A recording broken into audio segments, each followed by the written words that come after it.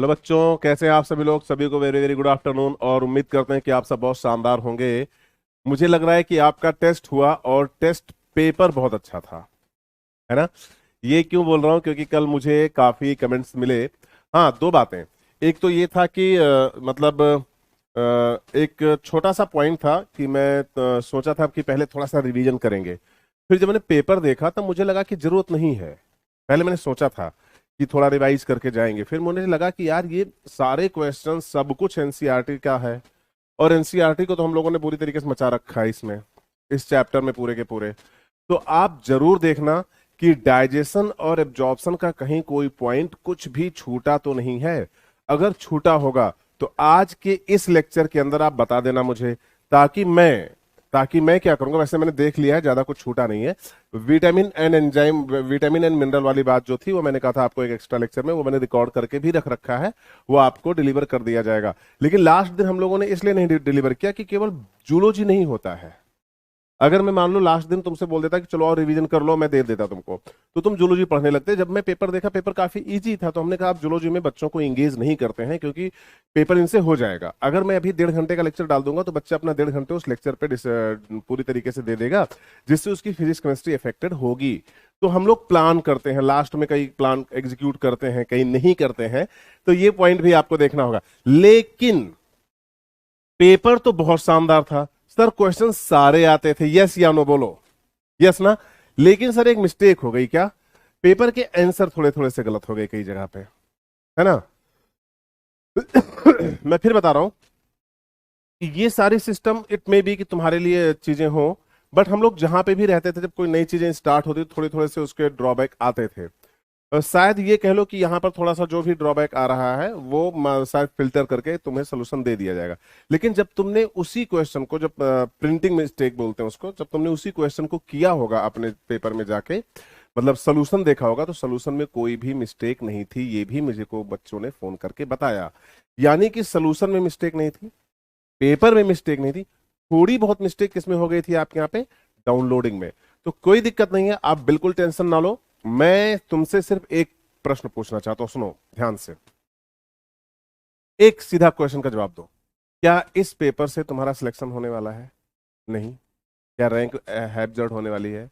नहीं। क्या तुम सभी बच्चों को पेपर में कहीं कोई दिक्कत थी? नहीं सर, आता था पेपर। तो अगली बार परफेक्ट कर लेंगे और सुपर कर लेंगे और जोरदार करेंगे पेपर को। तो मैं तुम सबसे यही निवेदन करता हूं, निवेदन कर रहा हूं, बहुत ध्यान से सुनना। मैं तुम सभी से ये निवेदन कर रहा हूं कि आप बिल्कुल होल्ड रखो पॉइंट को। और जब हमारा पॉइंट आएगा उसी समय हम हिट करेंगे इसको। तो उम्मीद करते हैं कि हम सभी बच्चे, हम सभी लोग मिलकर क्या करेंगे, अगले चैप्टर को खूब अच्छे से क्लियर करेंगे। डाइजेशन का रिवीजन टाइम टाइम पे, यानी हर हफ्ते में एक लेक्चर छोटा सा डाइजेशन के रिवीजन का मैं तुम्हें डाल दूंगा, 1 घंटे या 1.5 घंटे का। कल मंगलवार है, हाँ कल। कल आपको डाइजेस्टिव पे फाइनल एक्सरसाइज मिलेगी 100 क्वेश्चन की, एनसीईआरटी बेस्ड 150 क्वेश्चन की लगभग मिलेगी आपके यहाँ पे, एनसीईआरटी बेस्ड। उस पे एनसीईआरटी पेज नंबर और सब कुछ लिखा होगा। मुझे एक चीज बहुत अच्छी लगी, मतलब उसमें कि मुझे एनसीईआरटी पेज नंबर सोल्यूशन में डालना चाहिए था। ये थोड़ा सा मतलब मुझे लगा कि डालना चाहिए, लेकिन जब क्वेश्चन ही खुद बोल रहा है कि भाई देख मैं एनसीईआरटी से हूँ, फोटो करी एनसीईआरटी से हूँ, टेक्स्ट बिल्कुल लाइन एनसीईआरटी की छपी हुई है, तो मुझे नहीं लग रहा था किसी बच्चे को ये भी बताना होगा कि पेपर एनसीईआरटी से था पूरा का पूरा। कोई है ऐसा स्टूडेंट जिसको ऐसा लग रहा है कि नहीं एनसीईआरटी से एक वो क्वेश्चन एनसीईआरटी से? और याद रखना, इसी तरीके से हम लोग एक एक क्वेश्चन को फोड़ेंगे तभी जाके 720 मिलेगा। कई बच्चे यहां पर सोच रहे होंगे सर 720 नहीं चाहिए मुझे। हमने कहा तुम्हें नहीं चाहिए ना, हमें तो चाहिए ना 720। और कई ढेर सारे बच्चे उनको चाहिए। तो आप बिल्कुल टेंशन ना लो। 360 आउट ऑफ 360 बायोलॉजी मेरा सब्जेक्ट, तो भाई साहब मैं बिल्कुल पीक पे लेके जाऊंगा, मैं पहले बता दूं। तो आप सोच लो आप क्या सोच रहे हो, I have no idea about that. लेकिन फिर बता रहा हूं आपसे कि आप सभी बच्चे खूब अच्छे से पेपर को एक बार एनालाइज करो। मैं बताऊं क्या होना चाहिए पेपर में, जब पेपर करो ना तो तुम बताओ हाँ यहाँ पे आंसर गलत है। तब मुझे लगेगा आज मेरा बच्चा इतना बड़ा हो गया कि वो टीचर में, वो सिस्टम में कमियां निकाल देता है। तब मुझे प्राउड होगा, बिल्कुल मुझे जलन नहीं होगी। सच में मैं उस टाइप का टीचर नहीं हूं कि तुम मेरे अंदर गलती निकालो तो मुझे बुरा लगे, मुझे बहुत अच्छा लगेगा। इवन तुम लोगों ने शुरुआत में बोला भी सर ऐसा कर दो, ऐसा कर दो, ऐसा पढ़ाओ, देखो मैंने पूरी तरीके से किया। अब मोस्ट ऑफ द स्टूडेंट बिल्कुल मस्त हैं। एक दो बच्चे हैं सर थोड़ा एनर्जी लेवल डालिए, एनर्जी जो यार कॉन्सेप्ट डालते हैं तो मैं चिल्ला नहीं सकता ना, जो कॉन्सेप्ट चलेंगे तो वो स्मूथ एंड साइलेंट चलेंगे। तो आपको इंटरेस्ट क्रिएट करना पड़ेगा, है ना, वरना मैं चिल्लाऊंगा, और जब चिल्लाऊंगा तब समझ लेना कि सर के पास कॉन्सेप्ट नहीं इसलिए चिल्ला रहे है ना। अब बहुत ध्यान से मेरी बात को सुनना, सभी बच्चे ध्यान से सुनो। जो चैप्टर हो जाएं उनको टैकल करके साथ में रखना भी है। तो इसलिए इसके लिए हम लोग हर संडे को एक छोटी सी 50 क्वेश्चन की एक्सरसाइज के साथ साथ, फिर से सुनो क्या बोला मैंने, जब आपका चैप्टर हो जाए तब उस चैप्टर को आने वाले संडे, यानी कि जो आने वाला संडे, उसमें 50 क्वेश्चन की एक्सरसाइज के साथ साथ 1.5 घंटे का अगर एक रिवीजन लेक्चर मिल जाए सर जी, तो कसम से बता रहे मजा आ जाएगा। तो डन है ना। तो अब याद रखिएगा, पर कल मैं आपको दूंगा 150 क्वेश्चन, आप उसे करते रहना पूरे हफ्ते, लेकिन संडे को एक छोटा सा रिवीजन लेक्चर निकालूंगा और ये हर संडे को जाएगा। ये हम बना लेते हैं कभी भी, अभी बना लेंगे, कल बना लेंगे, परसों कभी बना लेंगे, लेकिन रिलीज संडे को करेंगे। हर संडे रिवीजन डे। जिस संडे को टेस्ट होगा उस संडे को कोई रिवीजन नहीं होगा, उस संडे को आप अपना टेस्ट दीजिए और बिंदास सोइए, बिंदास।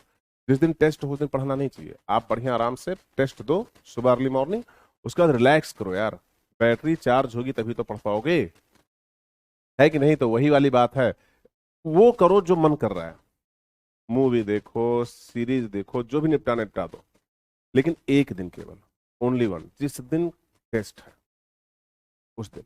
और याद रखना, टेस्ट देने के बाद सबसे इंपॉर्टेंट जॉब ये होती है कि जो पेपर आपने दिया है उसको एनालाइज करो। ये तुरंत करना चाहिए। अभी पेपर दिया, आंसर निकाला, सोल्यूशन निकाला, बैठ ओ यार ये यहां पे गलती कर गए, गड़बड़ हो गया यार। मुझे बच्चों ने 1 घंटे के अंदर फोन कर दिया कि सर यहाँ यहाँ यहाँ यहाँ ये प्रॉब्लम आ रही है, ये क्वेश्चन है। 1 घंटे के अंदर बच्चों ने, इसका मतलब कि वो सीरियस थे। तब मैंने उन सबसे बोला एक बार सोल्यूशन जाके देखो कि सोल्यूशन में गलती तो नहीं। फिर उन्होंने आधे घंटे बाद फोन किया, सर बिल्कुल परफेक्ट है, सोल्यूशन में कोई गलती नहीं, हर एक क्वेश्चन का आंसर सही जा रहा है, यहां पर गलती है। तो हमने कहा चलो ठीक है कोई दिक्कत नहीं, एटलीस्ट तुम इस काबिल तो हो कि तुमने आंसर को में गलती निकाल दी, वरना तुम तो मान के बैठ जाते कि हाँ यहाँ पे मिस्टेक हो गई। तो अब ये पॉइंट था। अब इतनी सारी बात करने के बाद सर अगला पड़ाव क्या होगा?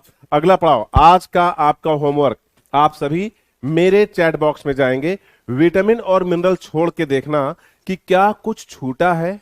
अगर छूटा है तो आप सजेशन, जैसे आप सजेशन लिखते हो ना मेरे लिए, वैसे ही प्यारा सा नोट लिखना, उसमें सजेशन या नोट, NOTE, जो भी आपको नोट या सजेशन डालना है ना, नोट्स या सजेशन जो भी डालना, वहां पे सामने लिख देना कि सर ये छूट गया है, इसको देख लो, ये छूट गया इसको देख लो, है ना।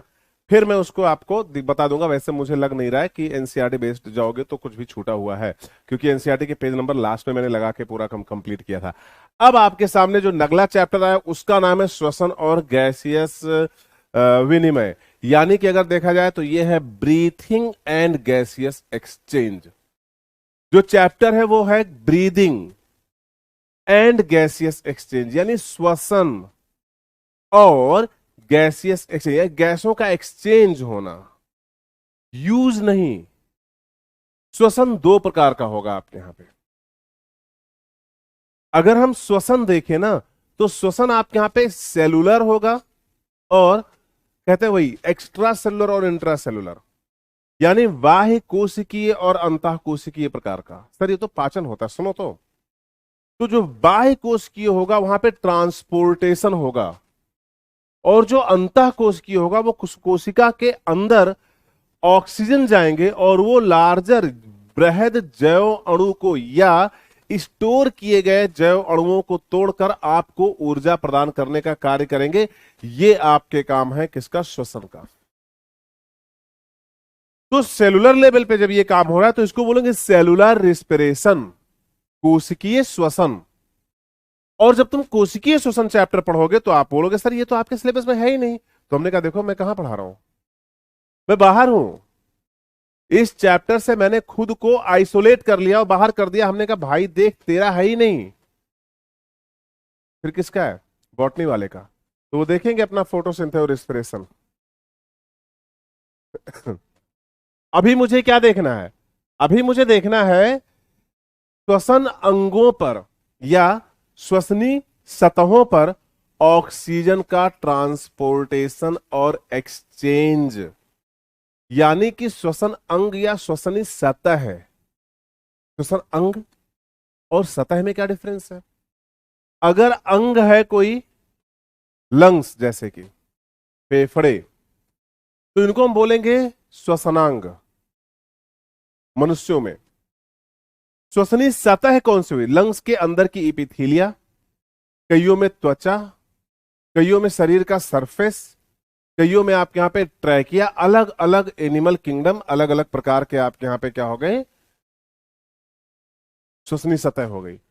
और वहां पे गैसों का डिस्ट्रीब्यूशन, यानी कि वहां पर किस तरीके से गैसेस गई हैं और फिर उनका एक्सचेंज कैसे हो रहा है। कौन है जो ऑक्सीजन से कहते तुम अंदर आओ और कार्बन डाइऑक्साइड से कहते तुम बाहर जाओ? कौन है इसके पीछे? और वो जो इसके पीछे होगा उसको बोलेंगे हम लोग रिस्पिरेटरी पिगमेंट।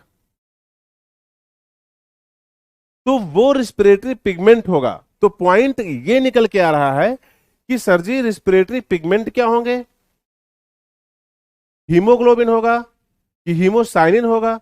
रिस्पिरेटरी पिगमेंट सब में पाए जाएंगे कि किसी किसी में पाए जाएंगे? क्या अगर रिस्पिरेटरी पिगमेंट नहीं होगा तो गैसों का विनिमय नहीं होगा क्या? तो ये सारे क्वेश्चंस का जवाब आपको इसी चैप्टर के अंदर मिलने वाला है। लेकिन मेरे बच्चे, फिजियोलॉजी का सबसे छोटा चैप्टर है जिसका नाम है श्वसन और गैसों का विनिमय। 4 से 5 लेक्चर लगता है इंग्लिश मीडियम में, 5 से 6 लेक्चर खत्म करने में इसको लगता है हिंदी मीडियम में। आपने कहा क्यों हिंदी मीडियम में ज्यादा लगता है? क्या हिंदी मीडियम के बच्चे स्लो है ना? किसने कहा स्लो है? फोड़ के रख दिया है पेपर। इतना शानदार पेपर, यही पेपर आपके यहाँ पे इंग्लिश मीडियम के बच्चे नहीं फोड़ पाते हैं। तो सुनना ध्यान से, क्यों? क्योंकि मुझे और तुम्हें दोनों को हिंदी और इंग्लिश दोनों में वर्क करना पड़ता है। और जब हम दोनों में काम करते हैं तब कई बार क्या होता है, टाइम डिले होता है। और ये 4-5 लेक्चर में एक लेक्चर का रिफ्लेक्शन आता है। जैसे 6 लेक्चर 7 लेक्चर जाओगे तो 2 लेक्चर का आएगा। जैसे 7 लेक्चर का मैटर था डाइजेस्टिव सिस्टम 9 में हम लोगों ने खत्म किया था, तो 2 लेक्चर का आया। तो ये हिंदी मीडियम में आता है। मैं काफी साल से पढ़ा रहा हूं इसलिए मुझे पता है। क्योंकि हिंदी के बच्चे को हिंदी भी नहीं आती और इंग्लिश भी नहीं आती। उसे थोड़ी सी हिंदी आती है और थोड़ी सी इंग्लिश आती है, इसी को अपनी लैंग्वेज बोलता है। ये सबसे इंपॉर्टेंट पॉइंट है। तो ये पॉइंट आपको बहुत ध्यान से देखना है। तो श्वसन और गैसों का विनिमय, हम इस चैप्टर के अंदर ये मैटर देखने जा रहे हैं। तो क्या होगा आज का गोल, आज का लक्ष्य क्या होगा? सबसे पहले तो मैं परिचय कराऊंगा तुमसे इस चैप्टर का, नीट के थ्रू, श्वसनांगों के थ्रू, और आपके शरीर के अंदर इनका क्या कार्य है और कहां पे पाए जाते हैं। तो परिचय सबसे ज्यादा इंपॉर्टेंट है। सबसे पहला परिचय आपका इस तरीके से होना चाहिए, मैं ये चैप्टर क्यों पढ़ूं? क्योंकि नीट में 2 क्वेश्चन आते हैं। पहला क्वेश्चन श्वसनांगों से आते हैं, और ये श्वसनांग विभिन्न प्रकार के जीवों में पाए जाने वाले श्वसनांग भी हो सकते हैं, और ये श्वसनांग आपके शरीर के अंदर पाए जाने वाली संरचनाएं भी हो सकती हैं, जैसे कि फेफड़े की संरचनाएं। और दूसरा आएगा एक्सचेंज ऑफ गैसेज, जहां पे टाइडल वॉल्यूम से स्टार्ट होगा, नहीं वॉल्यूम्स, विभिन्न प्रकार के वॉल्यूम से स्टार्ट होगा, और वो आपके यहां पे लंग्स की कूपिकाओं से होते हुए आपके हीमोग्लोबिन का आपके यहां पे कैसा कर्व बनता है वहां तक जाएगा, और कौन सा न्यूरॉन है जो रेगुलेट करता है। यानी एक क्वेश्चन जो सबसे सस्ता है वो ये है श्वसनांग। अब जीवों में कौन से श्वसनांग पाए जाते हैं और मनुष्य में श्वसनांग कौन सा है, और इन श्वसनांग को कौन कौन सपोर्ट करता है, ये अगला क्वेश्चन शानदार होगा। तो जब जीवों की बात होगी तो जीवधारी जो है उनमें से हम लोग जंतुओं पे ज्यादा विशेषता ध्यान रखेंगे। तो जब हम जंतुओं की बात करेंगे तो एक को ले लेते हो जो जंतु नहीं है, जैसे कि प्रोटोजोआ। जंतु नहीं लेकिन ले लेते हैं ताकि प्रोटोजोआ को बुरा ना लगे कि हम यूनिसेलुलर क्या हुए, सारी दुनिया बेवफा हो गई, है कि नहीं? हाँ, बड़ा मजेदार पॉइंट है। हाँ, वो बेचारा बिल्कुल एनिमल की तरह, बिल्कुल एनिमल की तरह होता है, बिल्कुल एनिमल, एनिमोलिक्यूल बोलते हैं उसको, प्यारा सा। लेकिन यूनिसेलुलर इसके लिए उसको हम लोग छोड़ देते हैं। तो उसे बुरा ना लगे इसलिए हम लोग उसको ले लेंगे कि चल ठीक है भाई तू भी आ जा, बुरा मत मान। लेकिन याद रखना, जब कभी भी तुम इस तरीके से स्टेटमेंट पास करोगे तो तुम्हारे स्टेटमेंट में यह बिल्कुल पूरी तरीके से बात होनी चाहिए, पूरी तरीके से यह बात होनी चाहिए कि सर जी सुनो, अगर किसी भी शरीर के सतह पे श्वसन या गैसों का एक्सचेंज हो रहा है तो उसे हम श्वसनांग कहेंगे। अभी आपके बॉडी सरफेस है, आपकी प्लाज्मा मेम्ब्रेन है, आपका ट्रैकिया है, आपकी त्वचा है, आपकी क्यूटिकल है, बॉडी का जो है पार्ट है, लंग्स है, गिल्स है, क्या है ये आप जानो। मैं बार बार बोलता हूं, मोस्ट एडवांस ऑर्गन, श्वसन का सबसे एडवांस ऑर्गन वही होगा जो हमारे अंदर पाया जाएगा या जो बर्ड में पाया जाएगा। क्योंकि सर जी सबसे इंपॉर्टेंट बात यह है कि जब तुम इवोल्यूशन देखोगे, क्या देखोगे, इवोल्यूशन, उद्विकास, तो उद्विकासीय प्रक्रम में सबसे पहला जीव, सबसे पहला जंतु क्या रिस्पिरेटरी ऑर्गन रखता है, वहां से लेके सबसे एडवांस वाला क्या रखता है, उसको चैनलाइज करते हुए देखना है। तो ये भी काम हमारा है और ये भी काम हम लोगों को पूरी तरीके से क्या करना है, देखना है। तो पहला हुआ परिचय, तो यहां पे होगा परिचय। दूसरा होगा श्वसनांग, यानी कि तीनों हेडिंग्स को बहुत ध्यान से देख लो, परिचय, श्वसनांग एवं जीव जगत में श्वसनांग, ये तीन बहुत शानदार होंगे। श्वसनांग क्या है, इनका अगर मैं परिचय कराऊंगा तो ये बोलूंगा भाई साहब ये आपके शरीर के अंदर एरोडायनामिक कंडीशन के लिए जिम्मेदार हैं। यानी हवाबाजी आपके शरीर के अंदर होती रहती है, खिड़की खुली है नाक की, लंग्स में हवा भरती है और वो हवा पूरे बॉडी के अंदर जाती है। तो देखा जाए तो ये आपके शरीर के एरोडायनामिक संरचनाएं हैं। अभी ध्यान से सुनना, मजा आएगा गारंटी इस बात। और उसके बाद ये जो एरोडायनामिक संरचनाएं मनुष्यों के अंदर फेफड़े हैं, ये बाकी जीवधारियों के अंदर क्या है, यानी कि बाकी जीवधारी अपने शरीर के अंदर श्वसन के लिए किस प्रकार के अंगों का इस्तेमाल कर रहे हैं। ये सबसे इंपॉर्टेंट पॉइंट है, सबसे इंपॉर्टेंट। तो अब तुम्हें क्या करना है, ये देखना है परिचय, श्वसनांग और जीवों में श्वसनांग, ये तीनों लगभग एक जैसे हैं। उसके बाद चलेंगे हम लोग मानव श्वसन तंत्र, जिसपे काम करती है एनसीईआरटी। मानव श्वसन तंत्र जो होगा उसमें एक ही चीज होगी जिसको हम बोलेंगे लंग्स। लेकिन लंग्स को सपोर्ट करने के लिए, फेफड़े को सपोर्ट करने के लिए ढेर सारी संरचनाएं होंगी, जैसे ट्रैकिया होगी, जैसे नासाद्वार, बाह्य नासाद्वार, अंतः नासाद्वार, और ये सब होंगे आपके यहाँ पे। बात समझ रहे ना, जैसे कि ग्रसनी होगी, नासा ग्रसनी, कंठ ग्रसनी, और जो आपके यहाँ पे मुख मतलब गुहा ग्रसनी, ये सब कुछ होंगे आपके यहाँ। तो यहाँ पे ढेर सारी संरचनाएं आपके यहाँ पे आने वाली हैं, जिनके बारे में हम लोग क्या देखने वाले हैं श्वसन तंत्र के अंदर। अगला मानव श्वसन आकार की, याद रखना, फिर बता रहा हूं आपको, कोई भी चैप्टर जब तुम स्टार्ट करो तो बिल्कुल मोशन स्लो होना चाहिए। जैसे लगाते हैं ना कि कहते हैं कि जब कोई प्लांट लगाओ, प्लांट को जमाना हो ना, तो तुम्हें पहले स्लोली खूब आराम से मिट्टी खोदो, डायमीटर देखो, पानी की अवेलेबिलिटी है कि नहीं हो देखो, फिर जब प्लांट लगा दो ना और मिट्टी उट्टी डाल दो ना, एक बार पानी डाल दिया तो फिर उसके बाद तुम्हें कुछ ज्यादा देखने की जरूरत नहीं पड़ेगी। तो एक बार अगर हमने अपनी जड़ें जमा दी इस चैप्टर के अंदर स्लो मोशन में, तो फिर बाद में हम बिल्डिंग बनाते हुए चले जाएंगे कि बेटा बताया था ना, बेटा बताया था ना, उसी पे हिट करते हुए चले जाएंगे। और चैप्टर बिल्कुल परफेक्ट उतरेगा, परफेक्ट उतरेगा, ये मेरी गारंटी आपसे। तो जब किसी चीज को मतलब पढ़ो ना तो ऐसे लगे तुम उसे जी रहे हो, लंग्स में तुम घूम रहे हो, ऐसी फीलिंग आनी चाहिए, और नहीं तो क्या, तभी मजा आएगा। तो मानव श्वसनांग आकारिकी क्या इंडिकेट करता है, कहते हैं मानव श्वसनांग आकारिकी क्या इंडिकेट करता है। अगर तुम इस संरचना को देखोगे तो तुम्हें यह समझ में आएगा कि जो मानव श्वसनांग है उसको देखना है किधर के साइड कितने लोब पाए जाते हैं, ये दिखने में कैसा होता है, बैग नुमा संरचना होता है। ये इसमें ट्रैकिया पाए जाते हैं। ट्रैकिया दो पार्ट में विभाजित हो जाता है, लेफ्ट और राइट पार्ट में विभाजित हो जाता है।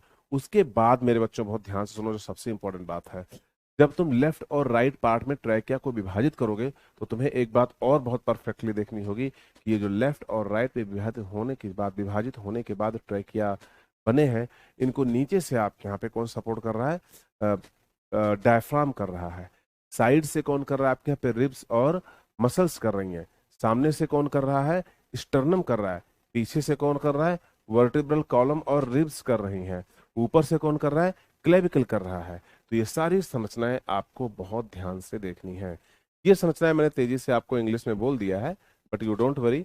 इन सब की जैसे स्टर्नम है, जैसे पसलियां हैं, जैसे आपकी मांसपेशियां हैं, जैसे आपके यहाँ पे कशेरुकदंड है, जैसे क्लेविकुलर थियां हैं, तो इन सब के बारे में आपको हिंदी इंग्लिश दोनों में बताऊंगा, यू डोंट वरी।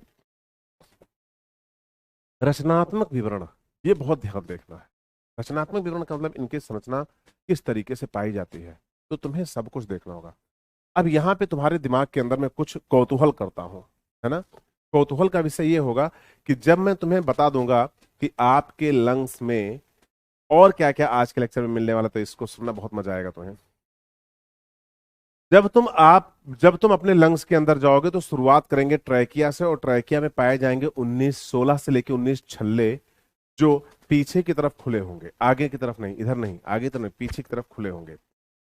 और ये जो उनका खुलापन है, ये क्यों है, ताकि आपकी जो ग्रसिका होती है वो भोज्य पदार्थ यानी बोलस को लेके तमीज से आपके स्टमक में यानी कि आमाशय के अंदर चली जाए, है ना। तो जब हम भोजन को निगल रहे होते हैं तो कुछ देर तक आपकी ग्रसिका जो होती है वो ट्रैकिया के अंदर क्या होती है, आके घुस जाती है। इसीलिए कहते हैं भोजन करते वक्त किसी को मारना नहीं चाहिए, क्योंकि जैसे तुम मारोगे उसको वैसे पूरी की पूरी लंग से एयर जो है, फेफड़े से हवा जो है वो बाहर की तरफ निकलेगी, और वो पूरा फूड उठा के नाक में, मुंह में, सब तरफ डाल देगी। और हो सकता है कि वो आदमी बात दोबारा कस के ऐसे करके सांस ले तो उसके लंग्स में, फेफड़े में भी चले जाए, और फिर तो बहुत खांसी आएगी, उल्टी होगी। मिर्ची उर्ची खा रहा था तो वो जल जाएगा बुरी तरीके।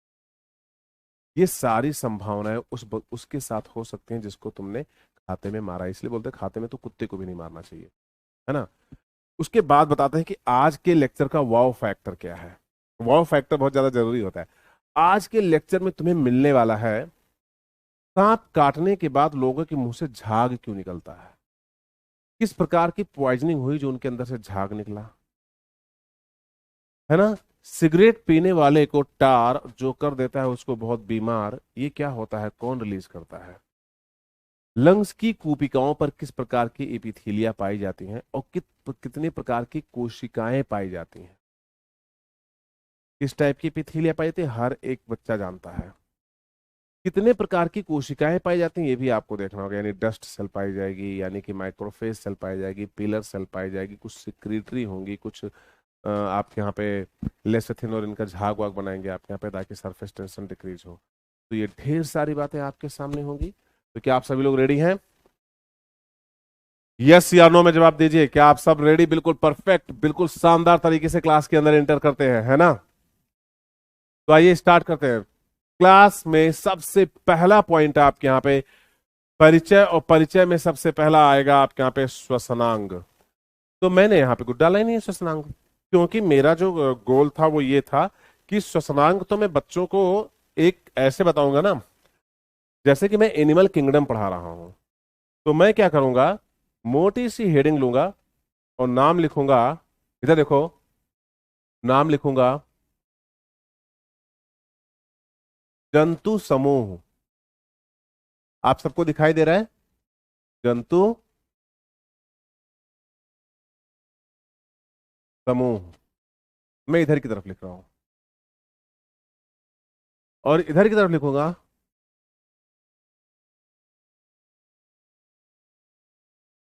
श्वसन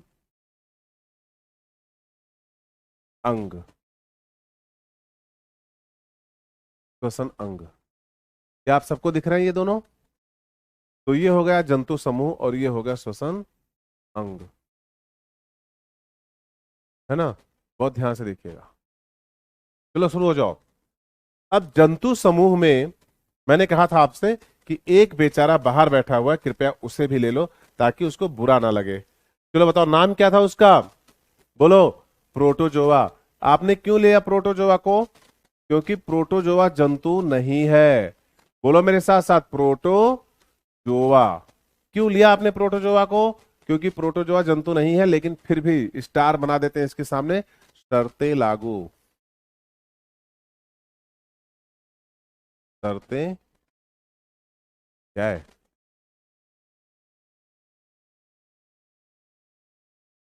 लागू। और शर्त क्या है बताओ मेरे सामने? प्रोटोजोआ जंतु की श्रेणी में नहीं आता है। चलो दूसरा, अब मेरे साथ साथ बोलो, दूसरा कौन सा होगा बेटा? बोलो मेरे साथ साथ, कौन होगा? पोरी फेरा। तीसरा कौन होगा?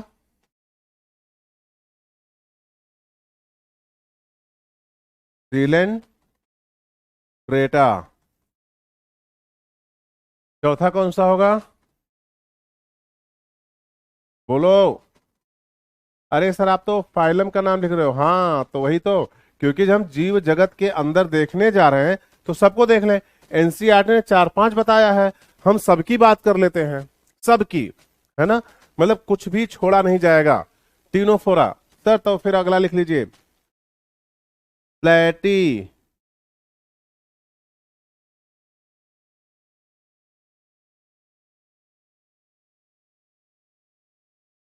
हेलमेंथीज। और देन लिखिए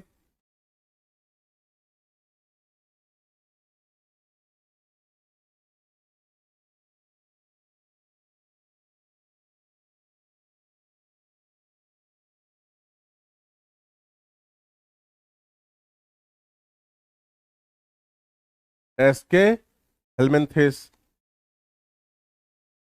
चलो अब जो मैं पूछ रहा हूं उसको बताओ। क्या सच में आपको पता है कि इनके श्वसन अंग कौन है? क्या आपको पता है प्रोटोजोआ के श्वसन अंग कौन है? क्या आपको पता है सिलेंट्रेटा, टीनोफोरा, प्लेटीहेलमिन्थिस या टीनोफोरा के श्वसनांग कौन कौन से हैं? यस या नो में जवाब दीजिए। सर जी मेरे साथ साथ एक क्वेश्चन का आंसर दो, आपका आंसर आ जाएगा। बोलो, प्रोटोजोआ एक कोशिकीय यूकैरियोटिक ऑर्गेनिज्म है कि नहीं? हाँ और ना में जवाब दो। है कि नहीं है? तो अगर कोई एक कोशिकीय यूकैरियोटिक ऑर्गेनिज्म है, अगर कोई एक कोशिकीय यूकैरियोटिक ऑर्गेनिज्म है, तो वो सेल मेम्ब्रेन होगी उसके पास, जिसको हम लोग क्या बोलेंगे, प्लाज्मा लेमा बोलने वाले हैं क्या, यानी प्लाज्मा मेम्ब्रेन या प्लाज्मा लेमा। तो उसके आउटर कवरिंग कौन सी होगी? प्लाज्मा लेमा होगी। तो गैसों का एक्सचेंज उस एक कोशिका के अंदर किधर से होगा? आपके यहां पे उसके शरीर के ऊपर बाहर जो मेम्ब्रेन पाई जाएगी, जिसको हम लोग बोलने वाले प्लाज्मा लेमा। तो क्या बोलने वाले हो? तो प्रोटोजोआ के अंदर गैसियस एक्सचेंज उसके शरीर के सरफेस पर पाए जाने वाली मेम्ब्रेन पर होगा, क्योंकि प्रोटोजोआ एक कोशिकीय यूकैरियोटिक जंतु सम संरचना है, इसलिए उसके शरीर के ऊपर प्लाज्मा लेमा ही गैसियस एक्सचेंज के लिए जानी जाएंगी। तो चलो मेरे साथ साथ बोलो, कौन सी पाई जाएगी आपके यहां पे? Plasma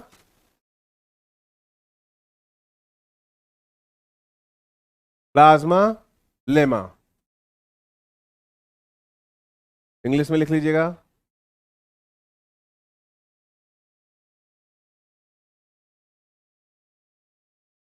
plasma lemma. ये आधा जो होना चाहिए ना।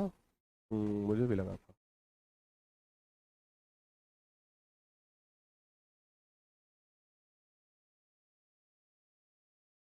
Plasma lemma. बोलो ये बात समझ में आई कि नहीं? चलो दूसरे की बात करते हैं। दूसरा है पोरीफेरा, सिलेंट्रेटा और टिनोफोरा। ये है आपके यहां पे सेलुलर और tissue level of body organisation. तो विभिन्न प्रकार की सेल्स जो होंगी वो आपके यहां पे कोशिकीय स्तर का शारीरिक संगठन करेंगी, और विभिन्न प्रकार की सेल्स जो हैं, या आप यहाँ पे एक प्रकार की सेल्स एक लेयर बना के आप यहाँ पे टिश्यू का निर्माण करेंगे, और वो होगी आपके यहाँ पे क्या, श्वसनीय संरचना, यानी कि गैसियस सरफेस, गैसियस एक्सचेंज के लिए सरफेस। तो कहेंगे इनकी बॉडी का जो बाहरी सरफेस होगा वही होगा इनका श्वसनांग। तो मेरे ख्याल से पोरीफेरा, सिलेंट्रेटा और टीनोफोरा के साथ में एक साथ लिखिएगा, शरीर की सतह है, शरीर की सतह है ना, शरीर की सतह है, बॉडी सरफेस।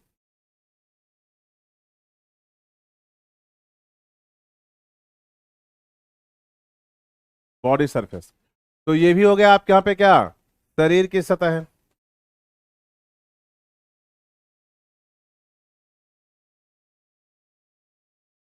शरीर की सतह है, बॉडी सरफेस, ये भी हो गया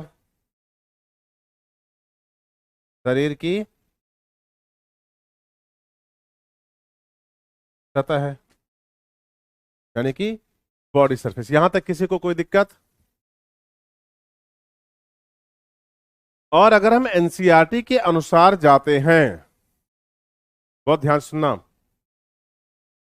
अगर हम एनसीईआरटी के अनुसार जाते हैं तो सर जी, बड़ा प्यारा सा पॉइंट है, प्लीज बहुत ध्यान से लेके चलना। तो इनके बारे में भी बोला जाता है कि इनका भी जो श्वसनांग होगा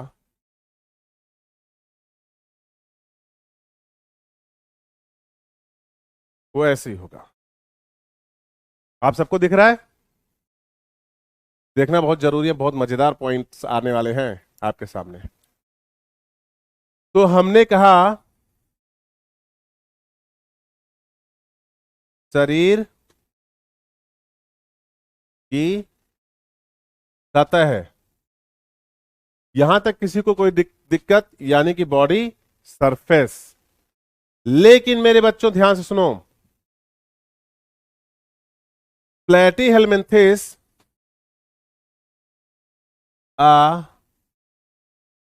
वायवीय श्वसन भी करता है,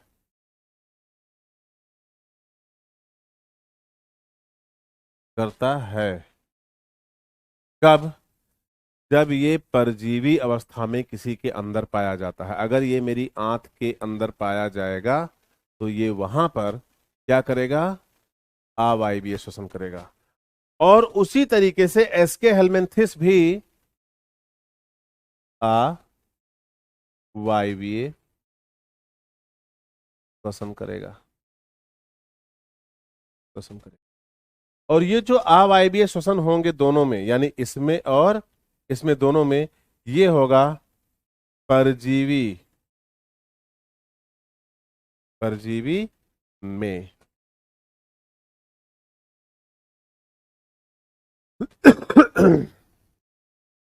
यहां तक किसी को कोई दिक्कत, किसी भी बच्चे को किसी भी लेवल पे कोई दिक्कत हो तो जरूर बताओ। यस, है कोई प्रॉब्लम? नहीं ना? तो ये है प्रोटोजोआ, पोरीफेरा, सिलेंट्रेटा, टीनोफोरा, प्लेटीहेलमिन्थिस, एस्के हेलमिन्थिस के बारे में। चलिए एक और पॉइंट लेते हैं। हमने कहा वही हेडिंग वही रहेगी, शानदार। क्या? जीव जगत,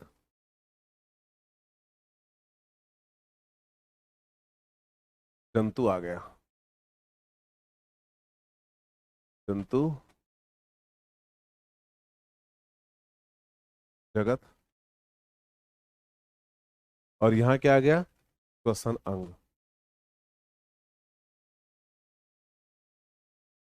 श्वसन अंग। बहुत ध्यान से देखना, मैं फिर बता रहा हूं, 5 लेक्चर के अंदर आपका ये पूरा का पूरा चैप्टर खत्म, मतलब फुल वाइंड अप, है ना। यानी आज क्या है, सोमवार है ना, तो सैटरडे को खिड़की डाउन हो जाएगी, आप याद रखना।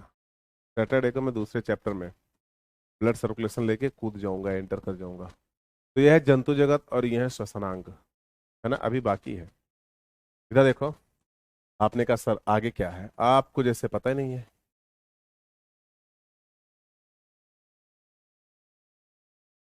एने लीडा,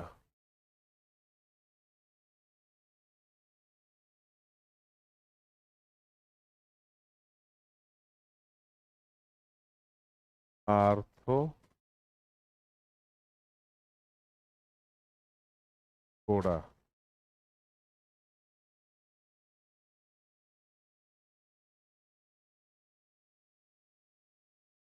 मोलस्का,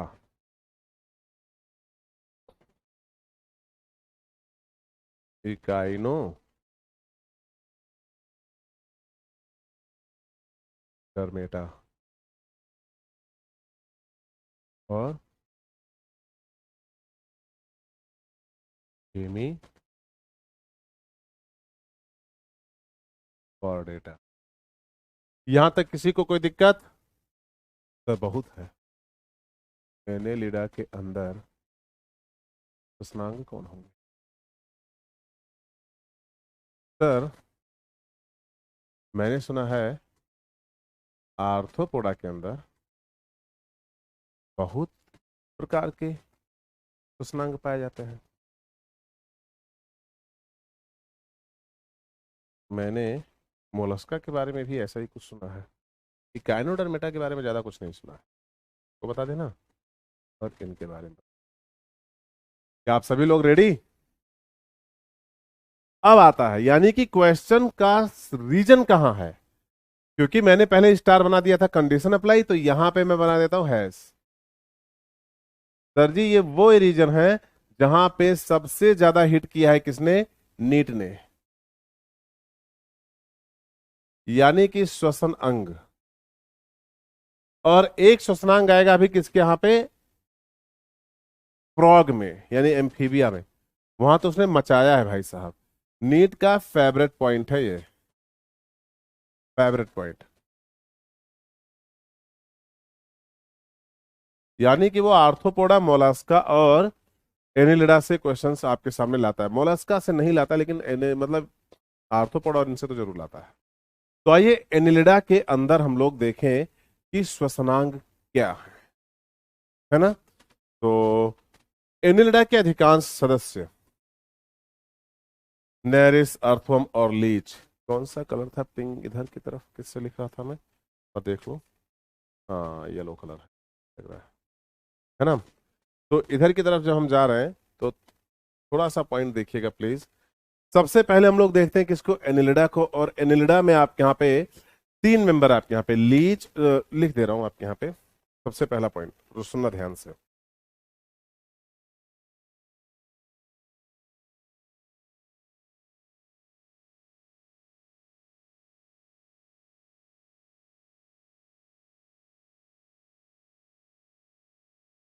नेरिस,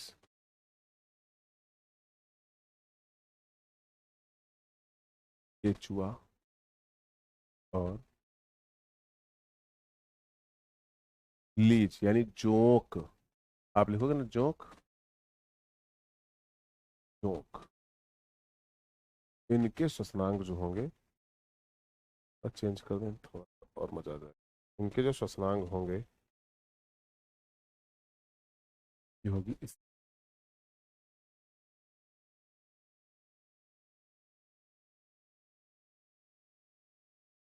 नहीं आ रहा क्या होगी?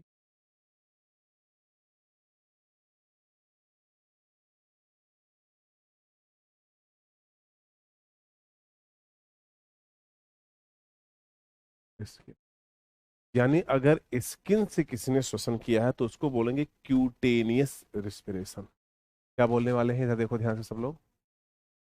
हिंदी में लिख रहा हूँ, क्यू टे नियस। क्या बोलो? Cutaneous respiration. अगर ये किया गया किससे? त्वचा से किया गया। अगर गिल्स से किया जा रहा है तो ब्रैकियल, और अगर लंग से किया जा रहा है तो पल्मोनरी। आ रहे हैं सबको, सब देखते जाओ। उसके बाद एनिलिडा में आता है आपके यहाँ पे आर्की एनिलिडा, और ये सब आपके यहाँ पे तो बॉडी वॉल और गिल से करेंगे, है ना, जो रिमेनिंग होंगे, है ना, उनके लिए पाया जाएगा BO3 by body wall. Bracket में लिख दो स्किन और गिल।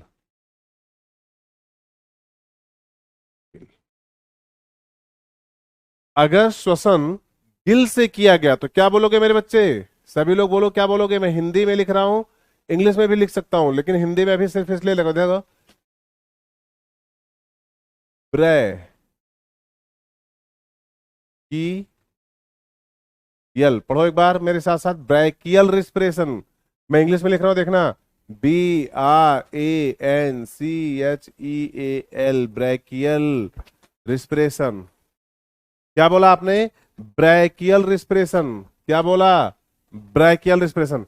यानी अगर श्वसन किसके द्वारा किया जा रहा है, बॉडी वाल या गिल से, तो इसे बोलेंगे हम लोग ब्रैकियल। लेकिन अधिकांश सदस्य नेरिस, केंचुआ और जोक होते हैं जो त्वचा से श्वसन करते हैं, यानी क्यूटेनियस रिस्पिरेशन करते हैं।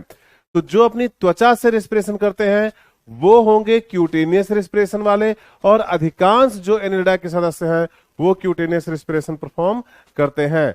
जबकि बॉडी वॉल, स्किन, गिल्स, ये सब जो है इसमें आपके यहाँ पे बाकी जो रिमेनिंग होंगे वो करेंगे। कई हैं, सबेला आएगा अभी आपके यहाँ पे, और कौन आएगा आपके यहाँ, आर्की एनिलिडा आएगा, ये सब आएंगे। उनके बारे में ज्यादा डिटेल नहीं देखते हैं क्योंकि बहुत ज्यादा हो जाएगा। तो ये करेंगे आपके यहाँ पे गिल्स से, और गिल्स द्वारा परफॉर्म करने वाले श्वसन को क्या कहते हैं? अगर आपका श्वसनांग गिल है और आप गिल से श्वसन करते हो तो इसको क्या बोलोगे? ब्रैकियल, है ना। स्किन से कर रहे हो तो क्या बोलोगे बेटे? क्यूटेनियस। हमने कहा वेरी गुड, बहुत शानदार।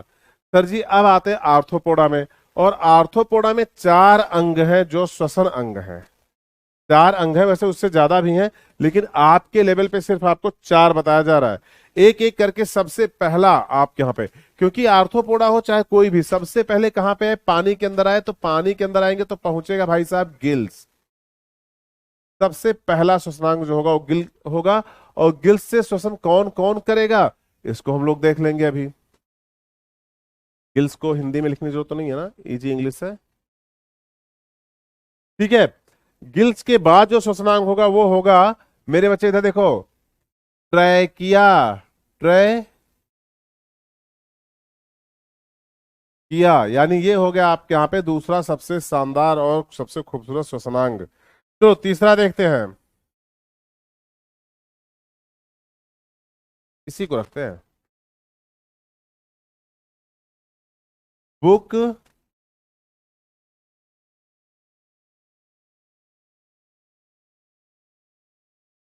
बुकलंग्स। इसको बोलते हैं पुस्तक फेफड़ा या फुसफुस।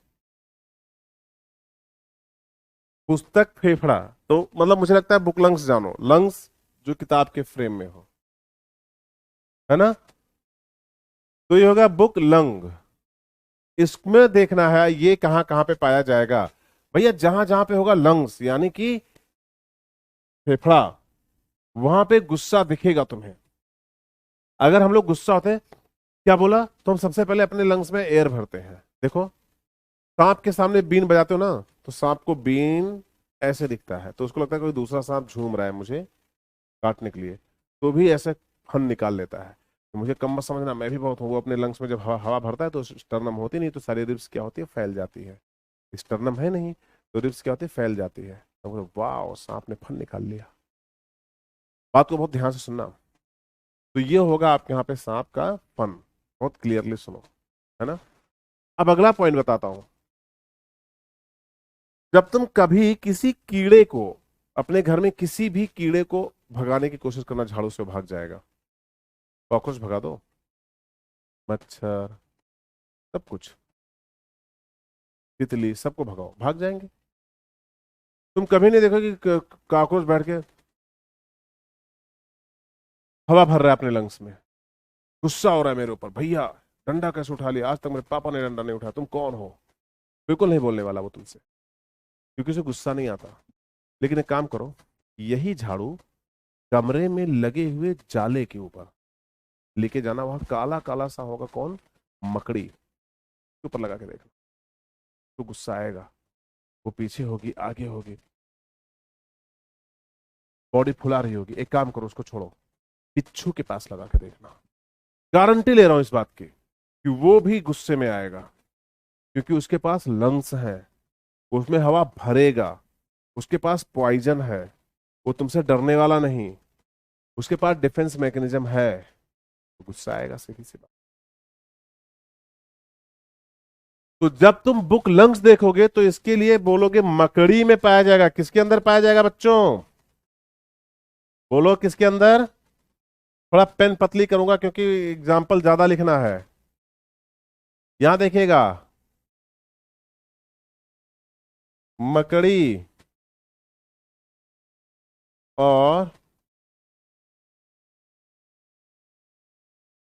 बिच्छू, मकड़ी और बिच्छू में पाया जाएगा। दिख रहा है कि नहीं? जब आप ट्रैकिया देखोगे तो ये पाया जाएगा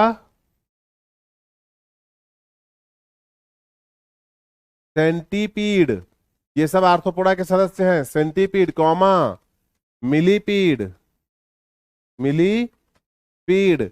आपने कहा सर हम तो पढ़े नहीं, हमने कहा मैं बताऊंगा ना अभी एनिमल किंगडम के अंदर। सेंटीपीड, मिलीपीड, इंसेक्टा यानी कीट समूह, कीट समूह इत्यादि में पाया जाएगा। क्या? ट्रैकिया। दिख रहा है कि नहीं दिख रहा है? सब लोग देखते रहो फटाफट। अब आपके सामने है गिल्स, कहां पाया जाएगा? हमने कहा अगर गिल्स देखना चाहते हो तो झींगा ले लो, झींगा। झींगा कहां पाया जाता है बताओ? झींगा कहां? पानी के अंदर। और पानी के अंदर श्वसनांग क्या हो सकते हैं? गिल्स। मजेदार है यार ये। सर ट्रैकिया और लंग्स में क्या डिफरेंस है? लंग्स जो है और ट्रैकिया वो ऐसे हैं कि लंग्स जो है वो एक प्लांट की तरह है, पेड़ की तरह जिसमें पत्तियां हैं, और पत्तियां जो होती हैं वो उनकी कूपिकाएं हैं। अब इन कूपिकाओं को झाड़ दो प्लांट से, तो जो ब्रांच ब्रांच संरचना पड़ी, यानी कि जड़, तना और जो पतली पतली ब्रांचेस बनी उनकी, सिर्फ उतनी संरचना देखा जाए तो वो ट्रैकिया होगी।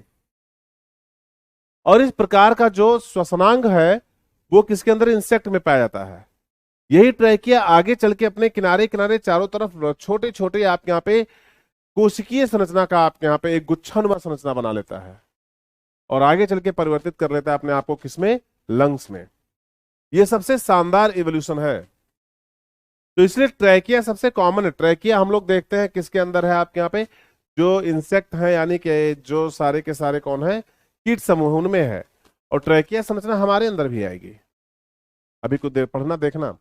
तो ट्रैकिया सिर्फ ये है। बुक लंग्स के बाद आपके यहाँ पे आता है book gills. Book gills, book gills. और बुक गिल्स पाई जाएगी किसके अंदर? बोलो जल्दी से मेरे साथ। बुक गिल्स किस में पाई जाएगी बच्चों? जल्दी, फास्ट फास्ट। बुक गिल पाई जाएगी किंग क्रैब में। King crab. यहां तक किसी भी बच्चे को कोई भी दिक्कत है ना? मैंने कहा था इसी बहाने अपना एनिमल किंगडम के डिफरेंट डिफरेंट श्वसन संरचनाएं भी हो जाएंगी, है ना? ठीक है। अगला पॉइंट, मोलस्का। यह मोलस्का गलत लिखा है मैंने हिंदी में।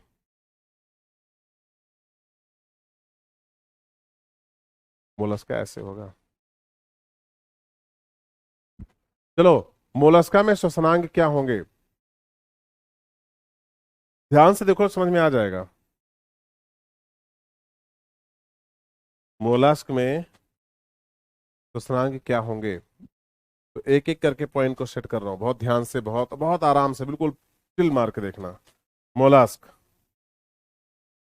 गिल्स, मैं इंग्लिश लिख देता हूँ बार बार। क्या होंगे मेरे बच्चे? गिल्स।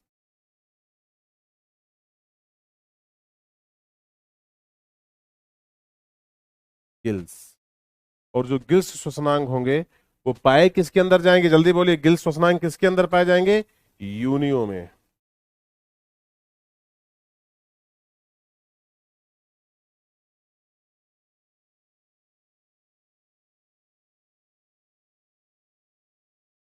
किसमें पाया जाएगा बेटा?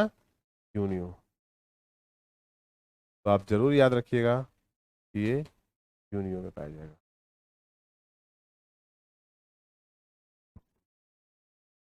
है ना। अगला पॉइंट, अगर हम आपसे बात करते हैं कि मोलस्का में दूसरा कौन सा होगा, तो आपने के लंग्स भी पाया जाता है सर, यानी कि फेफड़े। लेकिन अभी हम लोग क्या देखेंगे इसको? लंग्स। और ये लंग्स जो होंगे वो पल्मोनरी सैक नुमा संरचना पाए जाएंगे, और ये पाया जाएगा आपके यहाँ पे पाइला के अंदर। पाइला, होगा, याद है ना? पाइला। इकाइनोडर्मेटा के अंदर डर्मल ट्यूब फीट पाई जाएगी। टाइम नहीं लेते, फटाफट लिखते हैं। डर्मल, डर्मल ट्यूब फीट, यानी कि वही जो ट्यूब फीट जिससे क्या पानी वानी आता है, वही आपके यहाँ पे करेगी किसका काम? आपके यहाँ पे श्वसन गैसियस एक्सचेंज का। और जो हेमिकार्डेटा है उसमें होगा आपके यहाँ पे फेरेंजियल वॉल।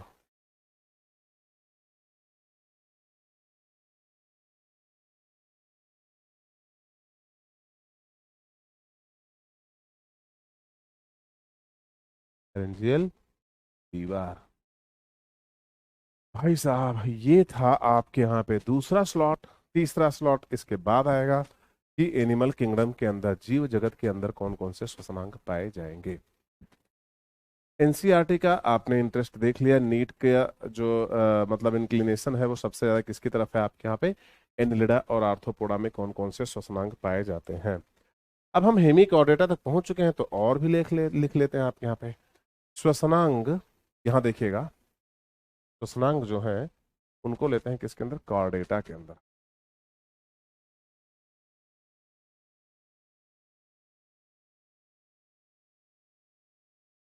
में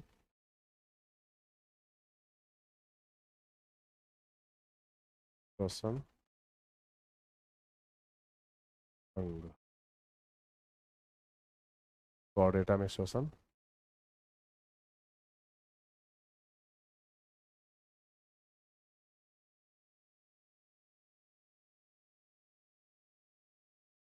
है ना बेटे? अब आइए, बिल्कुल पॉइंट बिल्कुल छोटे छोटे रखते हैं और निकालते हैं। सबसे पहले कौन है? कौन सा ग्रुप आएगा? स्पीशीज।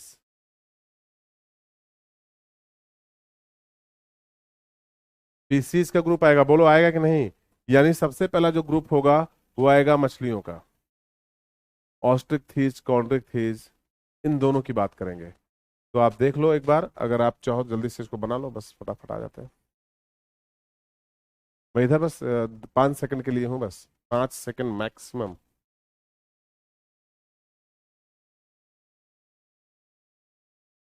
है ना?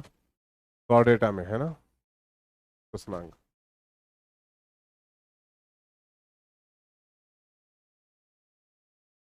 देख लेते हैं पीसीज। पीसीज, पीसीज नहीं रे, इधर देखो। क्या क्या कर रहा हूँ? देखो,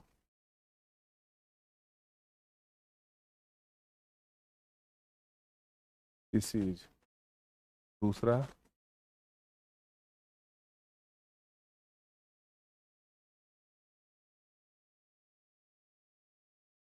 एम्फीबिया। तीसरा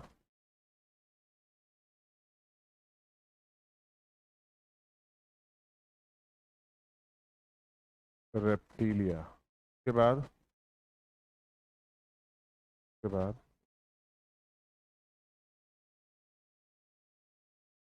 बेबीज और फिर मैमेलिया। बस इनके बारे में देखना है। आपने कहा सर अगर हम इनको देखेंगे पीसीज में तो होगा PILL गिल्स। और सर अगर गिल्स से रिस्पिरेशन होगा तो इस प्रकार के रिस्पिरेशन को हम बोलेंगे, देख लो बेटे, अब बोलो मेरे साथ साथ क्या होगा, श्वसनांग क्या होंगे, गिल्स।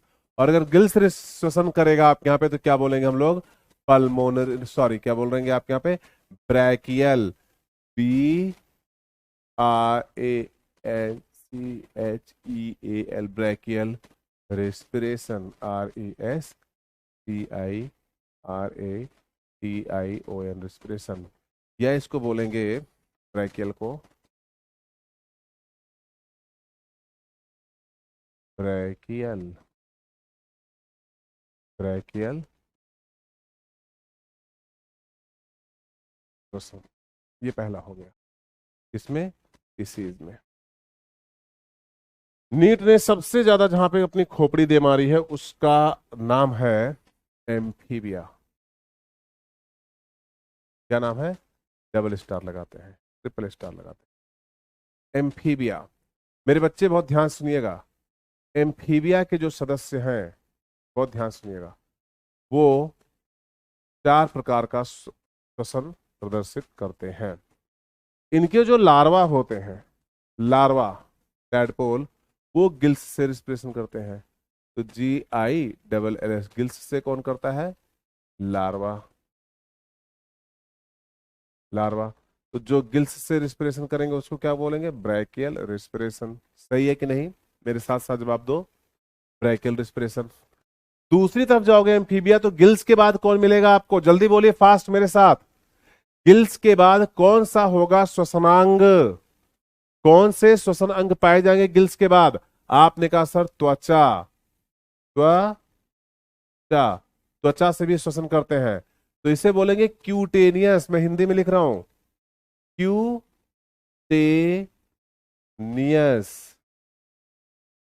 श्वसन, श्वसन। कुछ में पाया जाएगा श्वसनांग, ध्यान से देखिएगा, कुछ में जो श्वसनांग होंगे वो होंगे लंग्स। क्या होंगे, लंग्स या फेफड़े, तो इसके बोलेंगे पल्मोनरी, पल्मोनरी श्वसन। मैं ऐसी लैंग्वेज इस्तेमाल कर रहा हूं कि तुम्हें कोई दिक्कत ना हो। पल्मोनरी श्वसन अगर लंग्स से किया जा रहा है या फेफड़े से किया जा रहा है तो हिंदी में लिख लो ब्रेकर में, फेफड़ा या फेफड़िए श्वसन। श्वसन किससे हो रहा है, फेफड़े से हो रहा है। अगला आपके यहाँ पे है, कोई और पेन का कलर लें, व्हाइट ले लेते हैं, सही रहेगा, व्हाइट नहीं यूज हुआ अभी। लंग्स के बाद क्या हो गया, जल्दी से,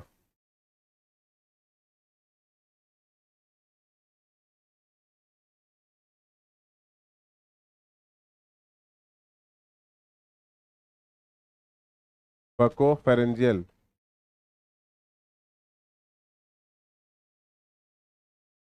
बको फेरेंजियल रेस्पिरेशन, रेस आई RATI रेस्पिरेशन, बको फेरेंजियल रेस्पिरेशन।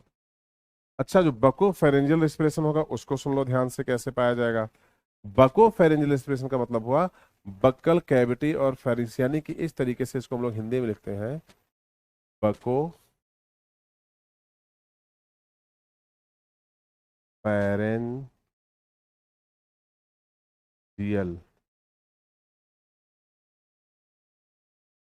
प्रकार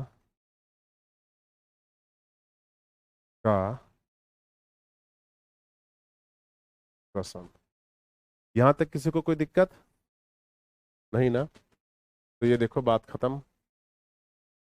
रेप्टीलिया, एवीज और Mammalia, pulmonary, PUL MONARY, pulmonary श्वसन।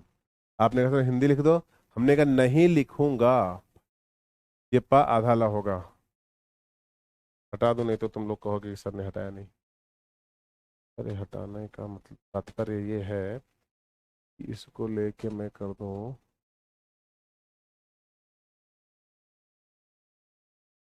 तो ये पल्मोनरी श्वसन। यहां तक मुझे नहीं लग रहा है किसी भी बच्चे को कोई प्रॉब्लम हुई।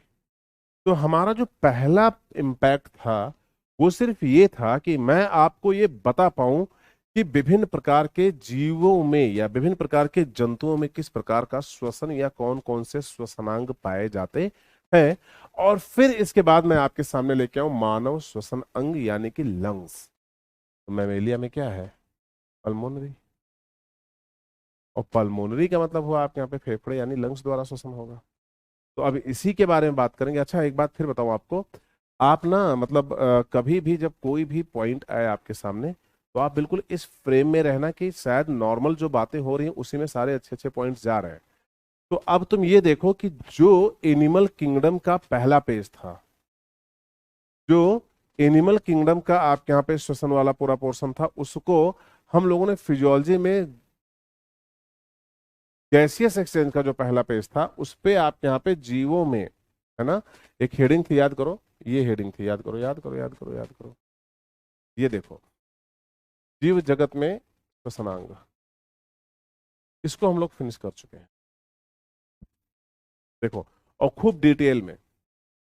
अब जब तुम दूसरे पे जाओगे तो दूसरी संरचना का शुरुआत ही होता है कहां से? यहां से। ओके सर, तो ये है मानव श्वसन अंग। सबसे शानदार क्वेश्चन जानते हो क्या पूछा जाता है? कि इसको जानते हो ये क्या है? ये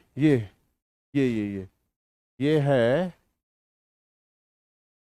ट्रैकिया। बोलो मेरे साथ साथ, क्या है? ट्रैकिया। क्या है मेरे बच्चे? ट्रैकिया। सही है ना? तो अगर ये ट्रैकिया, तो कहते हैं ट्रैकिया आपके थोरेसिक कैविटी के अंदर, यानी कि इसको थोरेसिक कैविटी कहते हैं। जब ट्रैकिया लेके जाते नीचे तो ये ट्रैकिया दो पार्ट में कहां पे डिवाइड हो जाती है, यानी इसके पीछे पाए जाने वाले वर्टिब्रल कॉलम का नाम पूछ रहा है भाई। यानी कि ट्रैकिया दो पार्ट में डिवाइड हो रही है। तो ट्रैकिया जब दो पार्ट में डिवाइड होती है तो उस समय उसके पीछे कौन सा कशेरुक दंड होता है? कौन सा कशेरुक दंड? सर्वाइकल होता है कि थोरेसिक होता है? ध्यान से सुनिएगा। तो कहते हैं, इधर देखो, trachea, T for trachea, T for thoracic 5। यानी कि ट्रैकिया जो होता है, फिर से सुनो ध्यान से, जो ट्रैकिया होता है वो थोरेसिक कैविटी में थोरेसिक वर्टिब्रल कॉलम नंबर 5 के सामने दो पार्ट लेफ्ट और राइट में डिवाइड हो जाता है। लेकिन ये संरचना एनसीईआरटी की आपके सामने दी गई है, इसको और भी बुरी तरीके से फोड़ेंगे, मतलब जिसको बोलते हैं मचा के रखना। तो इसको उस लेवल पे लेके जाया जाएगा। कुछ देर में ये संरचना बहुत बुरी तरीके से एक्सप्लेन की जाएगी। बुरी तरीके का मतलब समझ रहे हो? बुरी तरीके का मतलब ये होता है कि मतलब बवाल लेवल पे, कि कोई भी पॉइंट बचे ना इसका। यहां एनसीईआरटी में सिर्फ नामांकन करना है, ABCDEFGHIJKLMNOPQR। तो देखेंगे कि कहां पे कौन सी संरचना पाई जा रही है।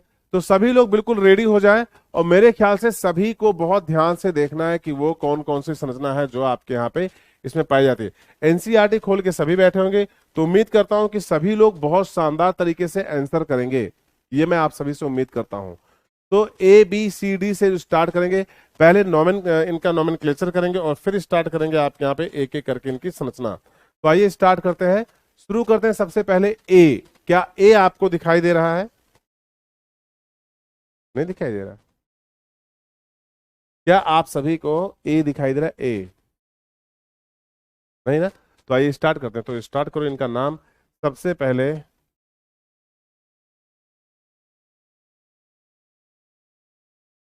पहले आपके सामने जो संरचना है वो है, इसको बोलते हैं कंठद्वार।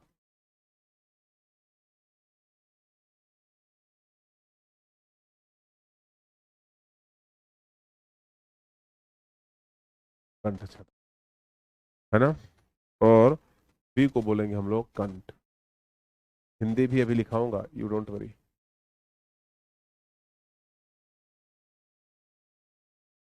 है ना? क्या बोलेंगे? कंठ, कंठ द्वार, कंठ छिद्र, कंठ एवरीथिंग। कंठ ढापन भी होगा, ये देखना आएगा। है ना? ये हो गया ट्रैकिया, ये हो गया फाइव। चलो इसको बता दो। हाईलाइन कार्टिलेजिनस नमस संरचना।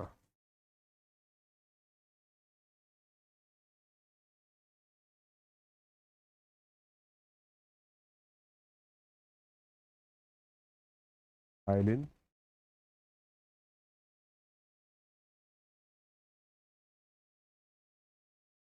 उपास्थीय संरचना, उपास्थीय संरचना। दिख रही है तुमको कि नहीं दिख रही? हाइलिन उपास्थीय संरचना। उसको बोलेंगे अपूर्ण उपास्थीय जो भी होगा। है ना? पूर्ण होगा क्या पूर्ण होगा बाद में देखेंगे। अब हम लोग एक एक करके सारी चीजें बहुत ध्यान से देखते हैं। सब लोग बहुत ध्यान से इस संरचना को देखो। देखो ये है रिब्स। तो यहाँ पे दिया नहीं है इनके बारे में। इनके बारे में यहाँ दिया हुआ है जे। जब तुम यहाँ पे देखोगे तो आपको समझ में आएगा कि क्या लिखा हुआ। एक एक करके पॉइंट को देखें। आइए स्टार्ट करते हैं। अच्छा हाँ, ब्लैक ही तो ले रखा है मैंने।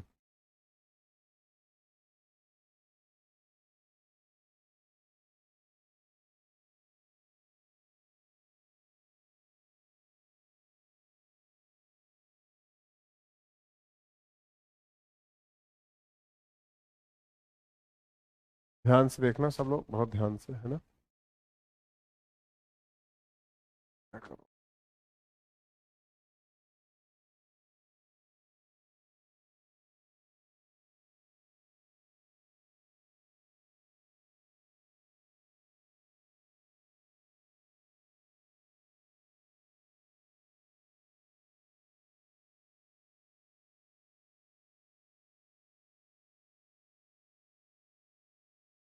असली, है ना? और ये होगा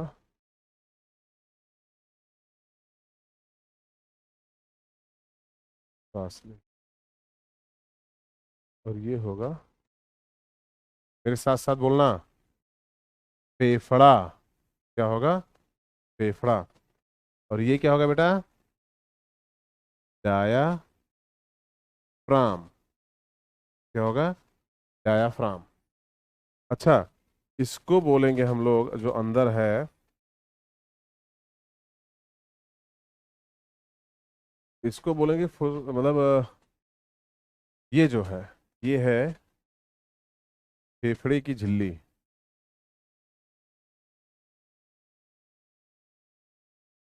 फेफड़े की झिल्ली, झिल्ली। और ये झिल्ली किससे बनी है? WFCT, white fibrous connective tissue. और उसमें भरा हुआ है ना, फेफड़ी द्रव्य। फेफड़ी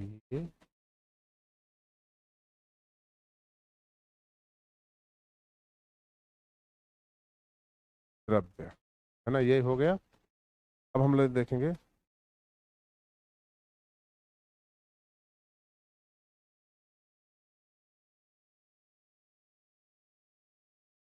श्वास नली का।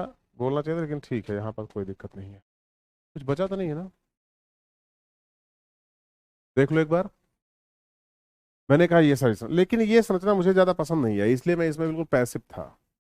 क्यों? ये ज्यादा जरूरी जानना। क्योंकि अचानक सब कुछ नहीं हो गया कि अरे आओ फेफड़ा पढ़ लेते हैं फिर ऐसे चलते हैं, फिर तो सब चौपट हो जाएगा। ये पढ़ना जरूरी इसलिए भी था, सच में ये पढ़ना जरूरी इसलिए भी था क्योंकि ये आपके एनसीईआरटी की लाइन है। आप बहुत ध्यान से सुनना मेरी बात को, ये आपके एनसीईआरटी की लाइन है, इसलिए भी पढ़ना ये बहुत जरूरी था। लेकिन यहां से मजा नहीं आएगा पढ़ने में। और तुम्हें बताते हैं कुछ शानदार, शानदार लेके चलेंगे और पॉइंट बड़ी शानदार तरीके से देखेंगे, है ना।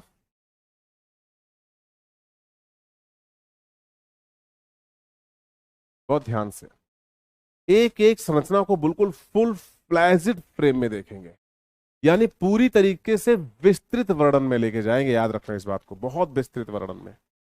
तो आप कहना क्या चाह रहे हो? मैं चाहता हूं कि चुपचाप एक नया पेज ले लो और हम मचाते हैं इस पूरे के पूरे चैप्टर को अच्छे से। आपने कहा ठीक है, तो आइए बनाते हैं आपका छोटा सा स्केच डायग्राम। थोड़ा फोटो अच्छा नहीं बनेगा क्योंकि मुझे बनाना नहीं आता फोटो।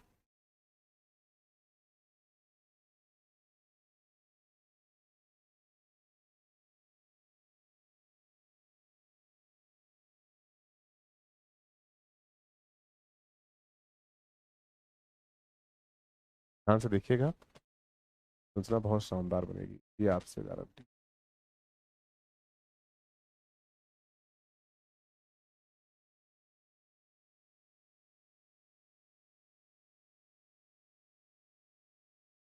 ये है आपका नासा द्वार, दिख रहा है आप सबको?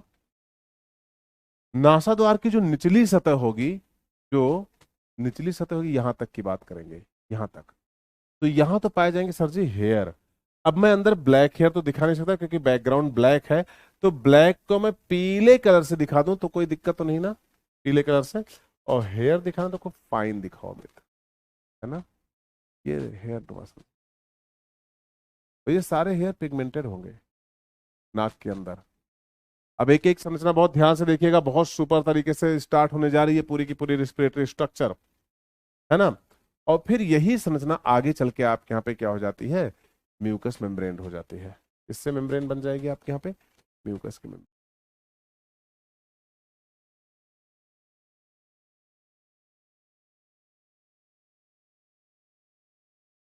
इस तरीके से। अब एक सबसे सुपर शानदार ये पॉइंट है कि यहां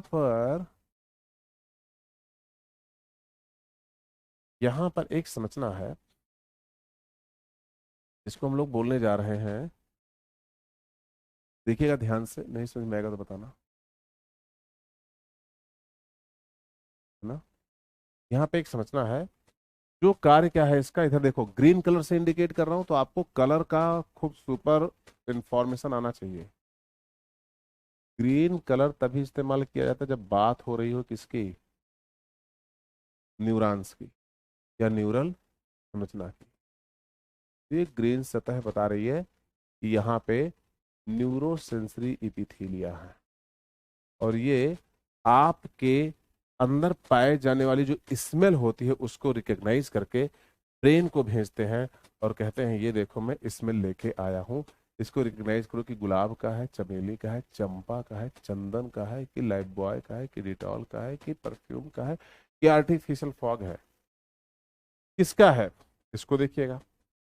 उसके बाद बात आती है, यहाँ पे कट मारते हैं,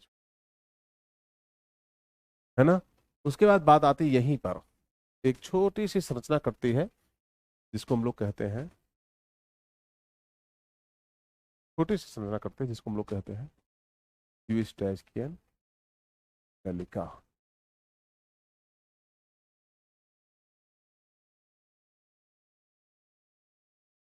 ये बन गई नलिका। ये कान से होते हुए आपके नाक में ओपन होता है। दूसरा संरचना जब आप देखोगे तो आपको लगेगा जो यहाँ की संरचना है ना, ये इस तरीके से ऐसा लगे जैसे आपके नाक के अंदर स्पीड ब्रेकर है, और इस स्पीड ब्रेकर के ऊपर खूब शानदार तरीके से एक कोशिकीय यूनिसेलुलर मेम्ब्रेन पाई जाती है। एक कोशिकीय मेम्ब्रेन पाई जाती है जिसका काम है इसके ऊपर म्यूकस का सिक्रीशन, और म्यूकस को खूब जबरदस्त तरीके से सिक्रीट करती है ताकि नाक के अंदर, नाक से होते हुए लंग्स के अंदर जाने वाली हवाएं हवाएं आपके बॉडी के टेम्परेचर के बराबर आ जाएं। तो इसे बोलते हैं आपके यहाँ पे वाह। वाह नासा नासा द्वार, कितने को बोलेंगे, है ना। इसे बोलेंगे मध्य नासा, मध्य नासा द्वार, इसे बोलेंगे, इसे बोलेंगे ऑल फैक्ट्री, इंग्लिश में लिखूंगा ऑल, FACTORY, olfactory region, region. अब ऑल्फैक्टरी रीजन जो होगा आपके नाक का, उसके पास होगी सेंसरी एपिथीलिया। कौन सी एपिथीलिया होगी? संवेदी एपिथीलिया। कैसी एपिथीलिया बेटा? संवेदी एपिथीलिया, संवेदी, संवेदी एपिथीलिया। अच्छा, संवेदी एपिथीलिया का काम क्या होगा? ये संवेदना ले जाएगी, किसकी? स्मेल की। स्मेल की क्या ले जाएगी? संवेदना आप तक ले जाएगी और आपको बताएगी भाई ये देखो इस तरीके से। अच्छा, ये अस्थि है जिसका नाम है टर्बाइनल बोन। क्या नाम है आपके यहाँ पे? टर्बाइनल, टर्बाइनल हड्डी, हड्डी। और इसका कार्य क्या होगा? इसका कार्य होगा कि ये हवा को आपके शरीर के तापमान तक पहुंचाने तक हवा को अपने सरफेस पे घुमाता रहेगा स्पीड ब्रेकर पर, ताकि हवा आपके शरीर में हो जाए सही से।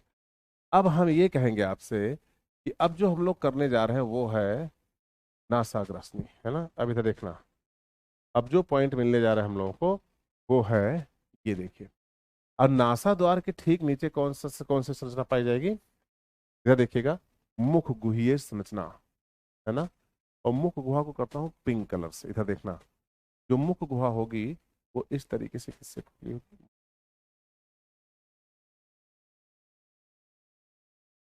मुख गुहा,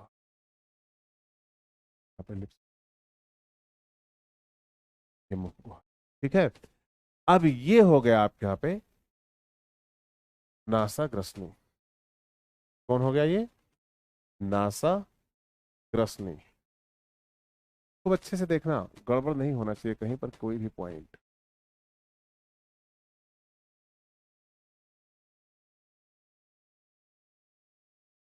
ये हो गया आपके यहाँ पे नासा ग्रसनी, ये हो गया मुख ग्रसनी, ये हो गया you stay you,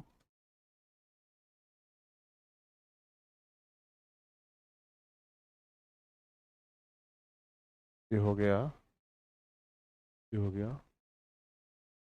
you स्टेकियन,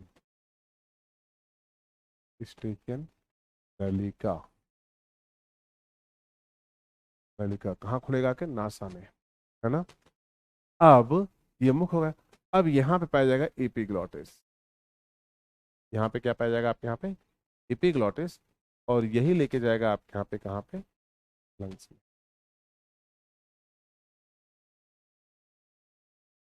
lungs में। तो थोड़ा सा मैं संरचना बड़ा बनाया हूँ सिर्फ इसलिए ताकि आपको मैं समझा सकूं कि जो लंग्स में टी से फाइलाइन कार्टिलेजिनस स्ट्रक्चर होता है वो इस तरीके से आप सबको दिख रहा है। तो इसे अब हम लोग बोलेंगे कंठग्रसनी। क्या बोलने वाले हैं? कंठग्रसनी।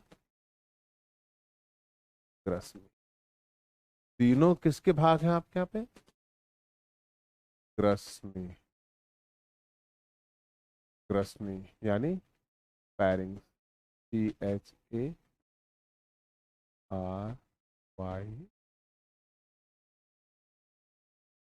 पैरिंग्स के।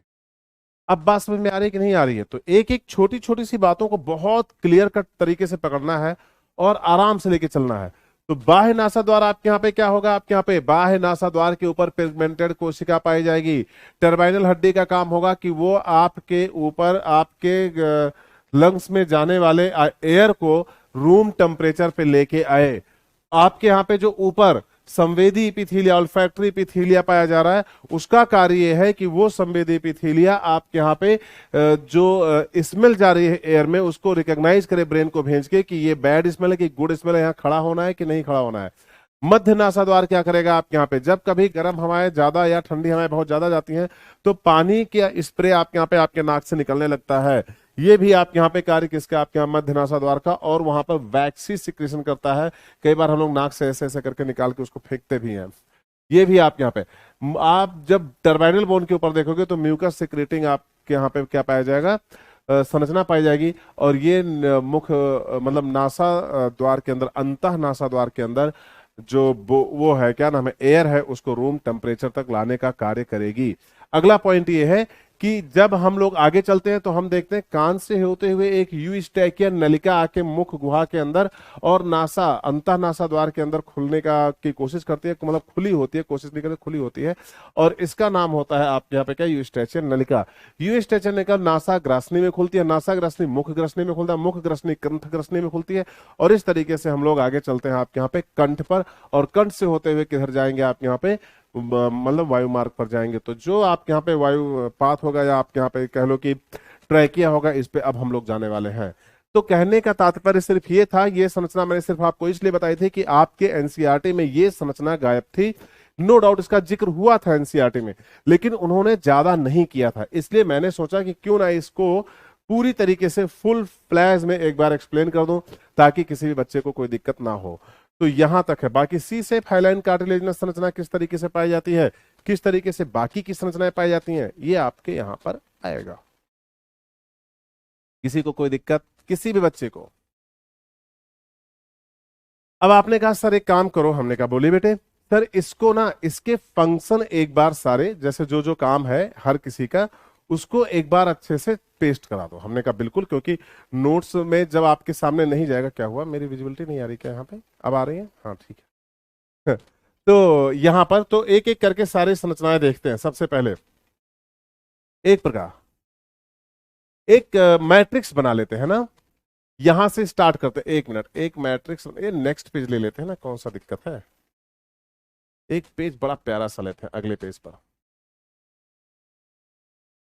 ये लो, लेते हैं बाह्य नासा द्वार, बाह्य नासा द्वार। बोलो यहां तक किसी को कोई दिक्कत नहीं ना? अब आपने इसको लिखित फ्रेम में ले रहे हो, तो अब बाह्य नासा द्वार को आगे आगे लेके चलो। तो नासा द्वार इधर देखो, नासा द्वार, ये नासा द्वार है, ये तो ये संरचना देखो ध्यान से, इसको ऐसे रोको। अब देखो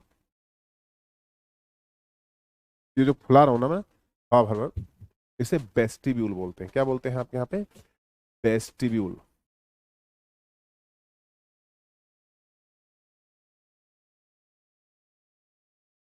वेस्टिब्यूल,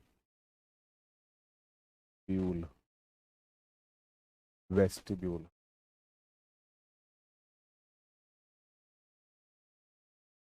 क्या बोलेंगे?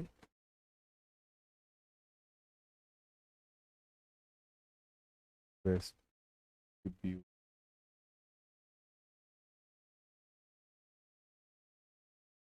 अच्छा याद रखना, वेस्टिब्यूल जो होता है, वेस्टिब्यूल जो होता है वो हर एक संरचना में पाया जाएगा। जैसे यहाँ पे वेस्टिब्यूल है, तो कान में भी जहां पर ये उंगली जहां तक जाती है, बड़ा सा वाइड रीजन, वहां भी वेस्टिब्यूल है। ये बक्कल कैविटी के अंदर मैंने मुंह में हवा भरी ना, देखो देखो ध्यान से, फिर से देखो,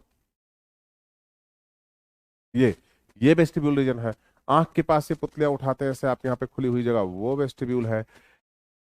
फीमेल रिप्रोडक्टिव सिस्टम में भी वेस्टिब्यूल पाया जाता है, और प्रीप्यूस की वजह से जो मेल रिप्रोडक्टिव सिस्टम है वहां पर भी वेस्टिब्यूल पाए जाते हैं। तो वेस्टिब्यूल वो संरचना है जो किसी भी वेस्टिब्यूल वो संरचना है जो किसी भी ऑर्गन के ओपनिंग के पहले, वेस्टिब्यूल वो संरचना है जो किसी भी संरचना के अंदर ओपन होने से पहले खुलती है, ताकि अंदर का माहौल आपके यहाँ पे क्या हो, कैसा है, इसके लिए वेस्टिब्यूल क्या होता है, एक रीजन होता है जहाँ पे वो चेक करते हैं, जहाँ पे वो म्यूकस सिक्रेट करते हैं, जहाँ पे वो वैक्स सिक्रेट करते हैं, ताकि वो अपने स्ट्रक्चर को, अपनी संरचना को पूरी तरीके से क्या करें, प्रोटेक्ट कर पाए। ये बात समझ में आ रही है कि नहीं आ रही है? अब आप देखिएगा वेस्टिब्यूल, है ना, तो वेस्टिब्यूल देखोगे तो ये समझ में आएगा कि वेस्टिब्यूल के आगे हम लोग चलेंगे तो दो रीजन में आपके यहाँ पे होगा। एक होगा ऑल्फैक्टरी रीजन, कौन सा, OLFACTORY, ऑल्फैक्टरी रीजन, रीजन। और दूसरा होगा आपके यहाँ पे, दूसरा होगा रिस्पिरेटरी रीजन, RATORY, रिस्पिरेटरी। मुझे नहीं लग रहा है कि ये यहाँ पे कोई बहुत बड़ी अंग्रेजी चल रही है ना। एक होगा ऑल्फैक्टरी, मतलब सूंघने वाला रीजन, ये वो रीजन है जहां पे हम स्मेल लेते हैं। दूसरा है रिस्पिरेटरी रीजन, ये वो है जहां पे हम श्वसन संबंधी क्रियाएं करते हैं, यानी कि जो गर्म हवाएं हैं उनको ठंडे, और जो ठंडी हवाएं हैं उनको, फिर से सुनो, जो गर्म हवाएं हैं उनको बॉडी के टेम्परेचर, शरीर के तापमान के बराबर, और जो ठंडी हवाएं हैं उन्हें भी शरीर के तापमान के बराबर लाने का कार्य किया जाता है। तो ये कार्य किसका, आपके यहाँ पे श्वसन संबंधी है। तो यहां से काम बट गया आपके यहाँ पे, लेकिन फिर आगे चल के ये दोनों के दोनों एक साथ मिल गए। हमने कहा वाह, बहुत ही आराना लगता है, और देखते हैं आगे क्या है। इन्होंने कहा आगे, हमने ने बोला इंटरनल नैरिस, यानी हम अंतः नासा द्वार में पहुंचे, अंतः नासा में पहुंच गए, आंतरिक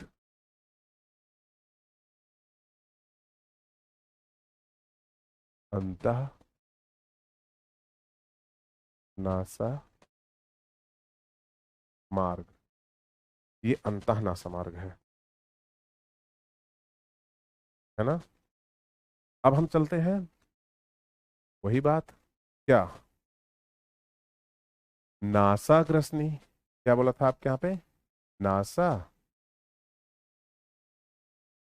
ग्रसनी, फिर क्या बोला था भाई, मुख ग्रसनी, अरे बोलते रहो बे मेरे साथ साथ, मुख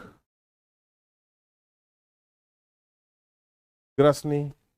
फिर क्या बोला था मैंने, मैंने बोला था कंठ ग्रसनी, कंठ ग्रसनी। अब जब इस कंठ ग्रसनी को आगे लेकर चलोगे तो आपको क्या मिलने वाला है, अब मिलेगा आपको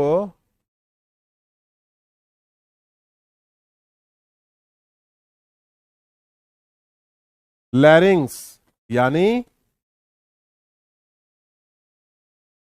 कंठ,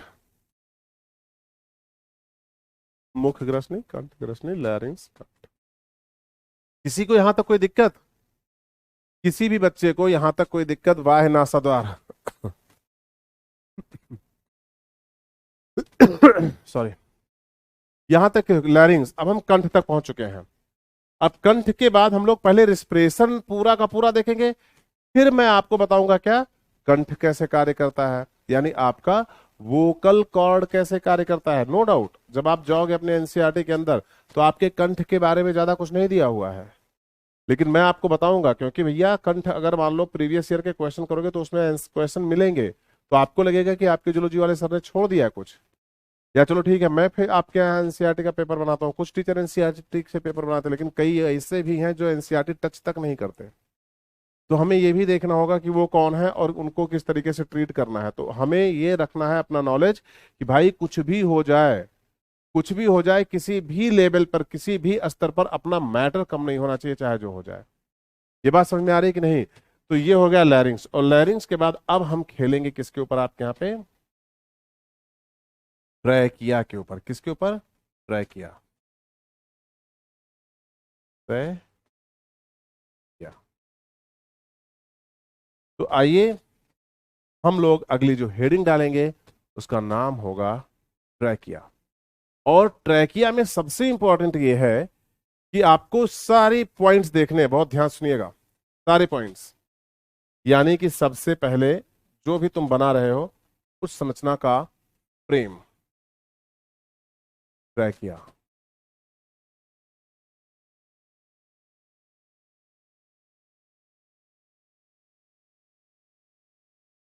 ये ट्रैकिया है।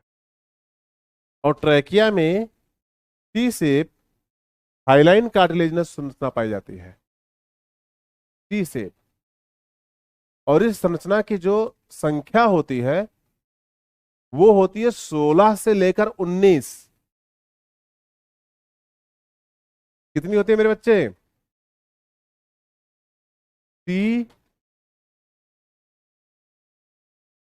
सी आकार की, सी आकार की हाइलिन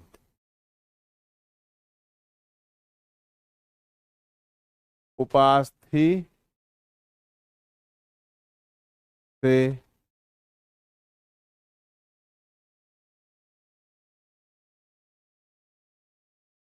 निर्मित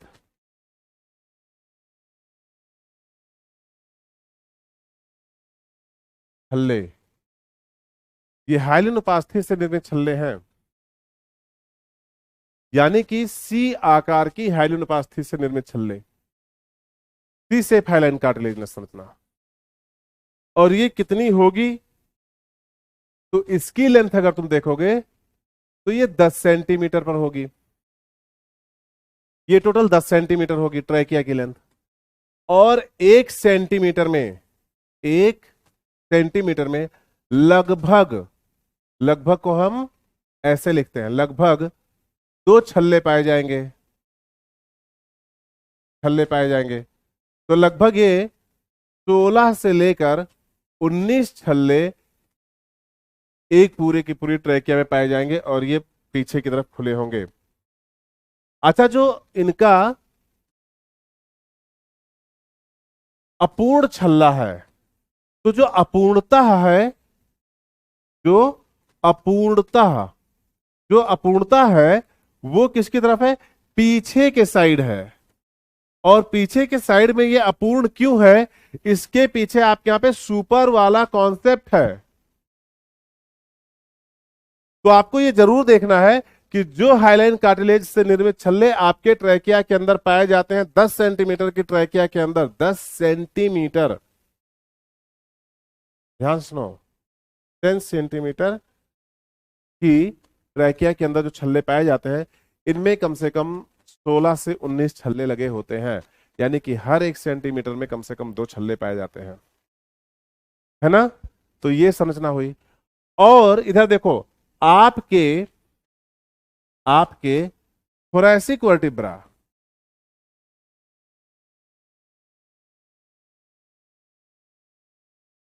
थोरैसिक वर्टिब्रा संख्या संख्या 5 के सामने ये 2 भाग में विभाजित हो जाते हैं। 5 के सामने 2 भाग में ये विभाजित हो जाते हैं। आप समझो बात को। तो ये हो गया टोटल थोरैसिक वर्टिब्रा संख्या 5, और ये हो गया आपके यहाँ पे सी आकार के सभी संपूर्ण संरचनाएं। अब ये हाइलाइन कार्टिलेज से निर्मित होते हैं, ये क्या होते हैं, और इसके आगे की स्टोरी यहीं से शुरू करेंगे सुपर लेवल पे। और याद रखना, कल का जो चैप्टर है, कल का जो लेक्चर जाएगा, वो इसलिए भी सबसे ज्यादा इंपॉर्टेंट होगा कि यहाँ पे हम लोग ढेर सारी संरचनाएं इस तरीके से लेके चलने वाले हैं कि वो बहुत नीट में पूछी जाएंगी। तो यहाँ से अभी भी ये आज का जो लेक्चर था उससे प्रोबेबिलिटी एक क्वेश्चन की है, नहीं तो कल 2 लेक्चर मिला के हम लोग एक तो कर ही लेंगे, चाहे जो हो जाए, है ना? तो ये पॉइंट अपना इस तरीके से रखते हैं।